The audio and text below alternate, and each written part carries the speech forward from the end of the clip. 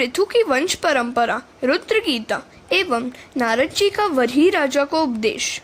पृथु के पश्चात उनका पुत्र विजिताश्व राजा बना। वे 3 बंधु थे, हर्यक्ष, धूम्रकेश और वृक। इसके पश्चात अंतर्धान के यहाँ हविर्धान और हविर्धान के यहाँ प्राचीन बरही राजा हुआ। प्राचीन बरही राजा के यहाँ प्रचेता हुए। प्रचेता नारायण सरोवर के किनारे आए। नारद जी ने उसको रुद्र गीता का उपदेश दिया।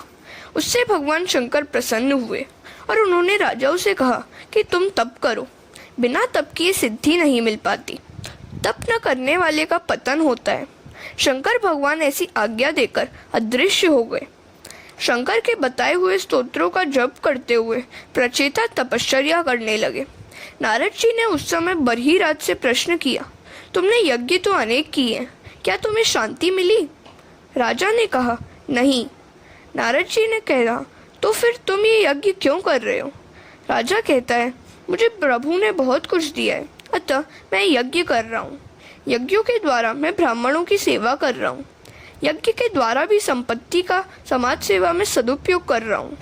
यज्ञ से भी तो वैसी शांति नहीं मिल पाती है। नारद जी प्राचीन बरही राजा को समझा रहे हैं, जन्म मृत्यु के चक्र से जीव मुक्त हो पाए तभी पूर्ण शांति प्राप्त हो सकती है। यज्ञ से तेरा कल्याण नहीं होगा। कल्याण के लिए चित्त शुद्धि आवश्यक है। चित्त शुद्धि होने के पश्चात एकांत में बैठकर ध्यान करने की आवश्यकता है। केवल यज्ञ करने से ईश्वर का साक्षात्कार नहीं हो सकता।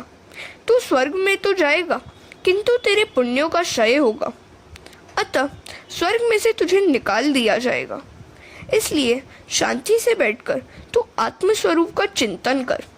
तुझे अपने ही आत्मस्वरूप का ज्ञान नहीं है, अब यज्ञ करने की आवश्यकता नहीं है। शांतिपूर्वक ईश्वर की तू आराधना कर। राजा ने कहा, आप बड़ा अच्छा उपदेश दे रहे हैं। नारद जी कहते हैं, तुझे अपने ही स्वरूप का ज्ञान नहीं है। जो स्वयं के स्वरूप को पहचान नहीं सकता, वह ईश्वर को कैसे पहचान सकेगा? मैं एक कथा सुनाता हूँ, ध्यान से सुन। हरे कृष्ण।